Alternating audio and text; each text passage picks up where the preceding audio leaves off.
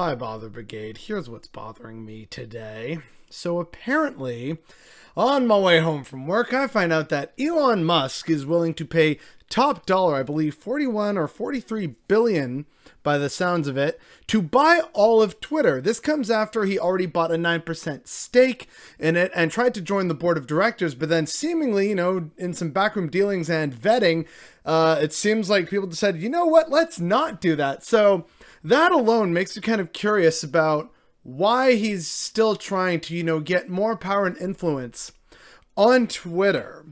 So not to sound too conspiratorial or anything, but just try and follow me here. Dude initially wanted to be on the board, and then eventually both parties decided, you know what, maybe not a good thing. Now he's saying he wants to buy Twitter outright because he says that somehow making it private will allow it to grow and really, preserve free speech and embolden free speech, right? Which means it may just become like the new, more socially acceptable version of Parler, which is kind of yikesy. But there's something else to that. Apparently during one of his statements about this, he said, I also have a plan B, but he's being kind of cagey about that. So what is it with this guy who has enough money that, instead of buying Twitter, he could solve, child poverty and homelessness and hunger in the United States? Instead, he wants to buy Twitter because apparently he's concerned about freedom of speech. And I don't know about y'all, but for me, based on what I've seen with, nearly 2 years of Twitter at this point, don't exactly feel like free speech is under threat when so much misinformation, racism, bigotry from TERFs, racists, transphobic, there is actually a ton of free speech on Twitter. Their, rules and guidelines are really just suggestions at this point. So why is Elon Musk so concerned about free speech? What is he really, afraid of? Or why does he feel that this situation where already people can get away with racism, bigotry, and, threats to people's lives, doxing, this can all be gotten away with by a great many accounts? So what does that leave for Elon Musk to feel that there is no free speech on Twitter, despite plenty of casual anecdotal evidence to the contrary? It probably has something to do with what his ultimate goal will be, which is to, by controlling Twitter, control communication. This could be for very, petty reasons, such as he doesn't like that kid who's tracking his private jet. He also doesn't like criticism and people reminding him that, he's not really much of an inventor and stuff like that. But it could also be something more along the lines of he wants to control Twitter to sort of more mesh it in line with his purposes and stuff that he thinks is important. So Mars is a really big thing for him. So maybe if he can just, really, make Twitter hone in on Mars and crypto as the way of the future and how this gets us to Mars, then more people will buy and be into my SpaceX thing, which will bring down costs. And see, that's how we can get humanity to the stars. That could easily be a part of it. It could also be something where it's just another vehicle for him, like I said earlier, to control free speech, rather, hilariously, right? He's talking about, I believe that free speech is important, and really he just wants an excuse to silence his critics. So there's that, but there's also kind of a twist to that. So hear me out here for one horrific dystopian second. Instead of potentially doing stuff for semi-good reasons such as Mars people, or for very petty reasons such as I don't like criticism, this could also be his play to basically further enshrine the support for him and other billionaires, because maybe people haven't noticed this. Mainstream legacy media is increasingly not trusted by a lot of people, whether on the left or the right. And that is already owned by billionaire classes and basically speaks on behalf of them. A lot of social media, big social media, doesn't do that. It promotes far-right conspiracies, but it doesn't do the same job of, no, billionaires actually good and necessary, the way, say, Bloomberg News or the New York Times or the Washington Post do that on the routine now.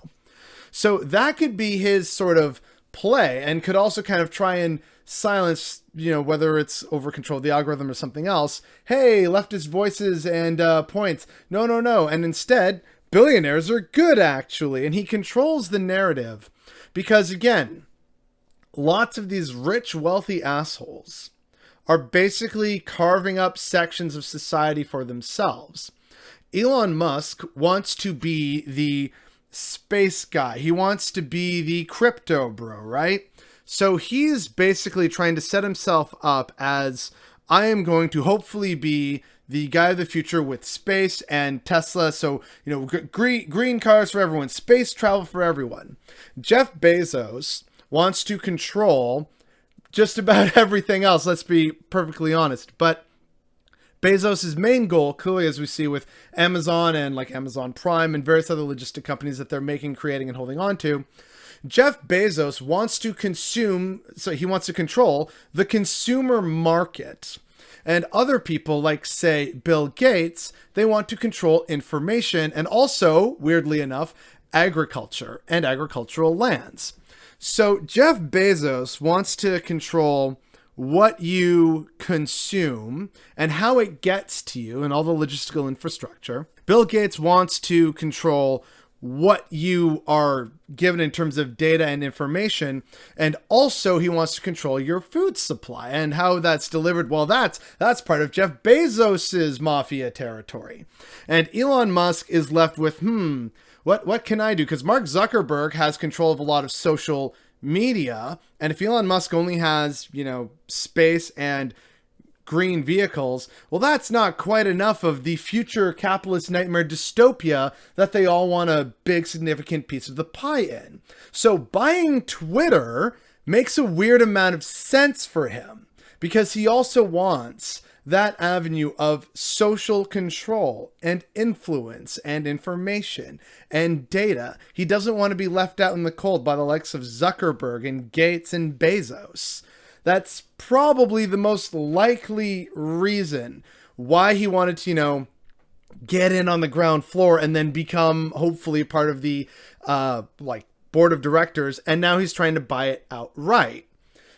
All this would track with his current actions. And that should concern a lot of people, not just because of him, but all the other billionaires and what they're doing and buying and trying to secure. And it's also very concerning that this can happen and that, again, the amount of money that he's willing to pay could solve so many systemic problems, which shows that these billionaires, they're not actually making the world a better place. They're just buying up more and more pieces of it. And then when they can no longer buy up pieces, they will try and buy out each other. All that wealth being generated by the working class that is being squished ever harder. And sure, some of them sim for people like Elon Musk, but that's kind of beside the point right now. The grim, unfortunate reality is that Elon is trying to buy a bigger and bigger piece of the society that we live in. And because we have not adequately taxed and, kept capitalism limited in some very key and crucial ways, he's seemingly allowed to do that. When if he wanted to actually have a net societal benefit, there are so many other ways he could do that. Didn't he also say recently, hey, if someone gives me a plan, I will end world hunger or something? He's clearly not actually caring about that. So this is the grim reality. Billionaires buying up more of our world and more of our resources for their own plaything so that they can become the new kings and god emperors of mankind, all while we basically give them the money by working diligently through a pandemic, no goddamn less. And all we have to show for it is not, improved cities, improved infrastructure, higher wages, great technology freely available to everyone because it's so prolific and it's on demand everywhere. No, instead we get billionaires buying social media sites rather than actual meaningful progressive change. It's time to tax these people already. And the fact that this still is not being openly discussed, let alone proposed and put on a table somewhere, is definitely what's bothering me today.